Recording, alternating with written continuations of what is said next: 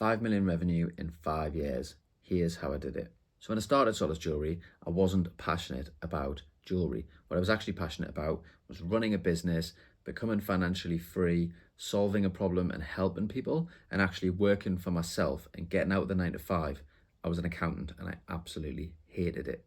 When I started the business, luckily there wasn't much competition, but don't let competition scare you off. Look for ways that you can win. Can you have a better product? Can you have a better customer experience? Can you make a boring product fun?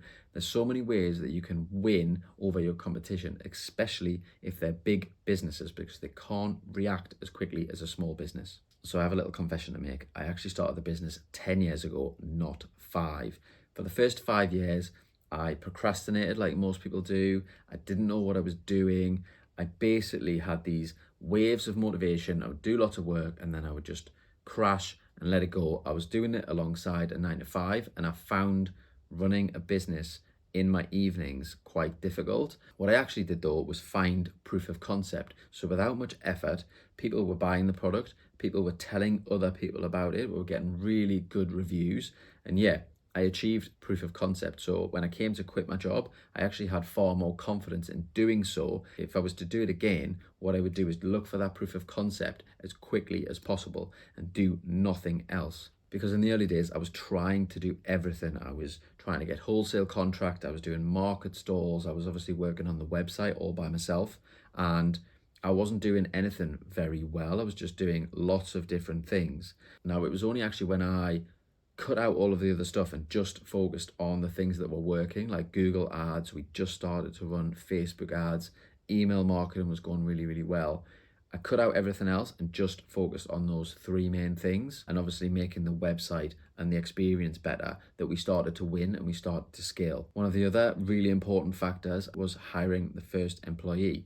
Now, as a small business owner, you're picking and packing the orders yourself, you're doing the website, you're doing everything. Not only does it free up your time when you hire someone, it actually gives you the motivation and the need to pay someone, so you can't have a lull and not do anything for a month. You have to pay that employee. And I think it was actually a game changer for the business. So we took on a ads agency, which I thought was going to solve all my problems and we're going to scale and we're going to be a multi-million-pound business. But funny enough, it didn't work like that. What I didn't realize is there's so many other things that need to be in place, like content generation, the right copy that the agency just aren't going to do for you. Through lots of iterations of different agencies, I learned that obviously the key things are getting the right content to the agency, making sure that they're iterating on the right hooks and they really understand the customer and the benefits, not the features. And yeah, over the course of a few years, whilst we were still getting better, I was slowly picking up more skills. Now, it was only actually until I got rid of the agency altogether and did a 6-week course myself on how to run meta ads that we actually achieved phenomenal growth. Like in the month that I started running it, we doubled. I think that was actually one of the most crucial things to success, actually, is striving for that 1% incremental improvement every day, learning new skills.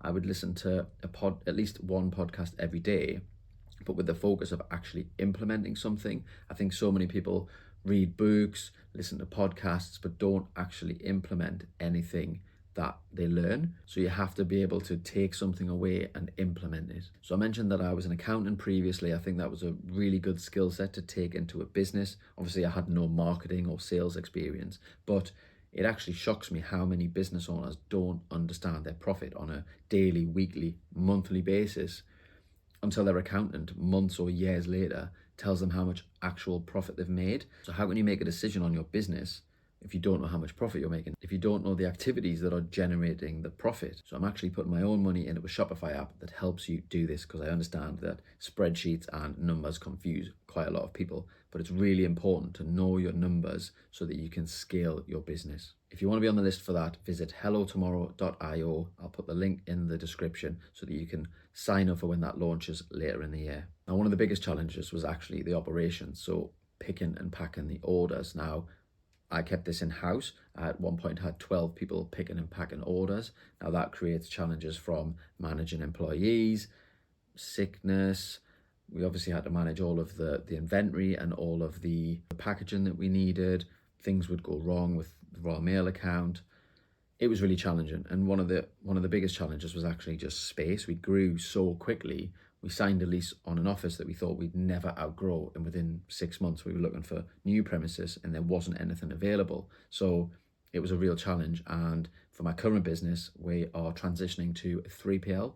So I have no experience with the 3PL. I'll probably do a video in 6 months comparing the two and seeing which one I would recommend going forward. But yeah, it was a total roller coaster, as with business in general. There's always fires to put out, whether that's managing staff, whether that's cash flow, whether that's office space, or managing suppliers. And I think one of the key skills you need as an entrepreneur is resilience. So once you've got your product right, once you've got your operations right, once you understand your numbers, how do you actually grow to 5 million? Like most e-commerce businesses, we focused on Google ads, meta ads, and email marketing. But underpinning that were 5 key strategies that you need to be focused on to grow a business. Those are average order value, conversion rate, customer retention, cost of goods, and then traffic. Most people just focus on getting more traffic and pushing more ads out there. But actually, if you focus on these 5 things and incrementally improve each one of them, you're not constantly relying on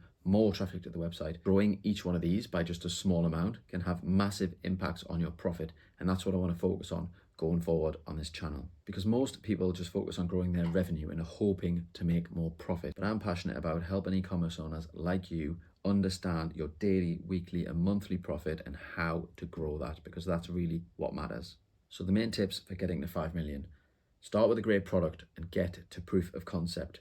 Have a great customer experience and win over your competitors. Focus on those 5 key areas of growth that I just mentioned. And then you can double down on content that's fun, educational, and really focus on the hooks that are going to get your customers to watch that content. Thanks for watching. If you found this helpful, give it a like, subscribe to the channel, and I'll see you next time.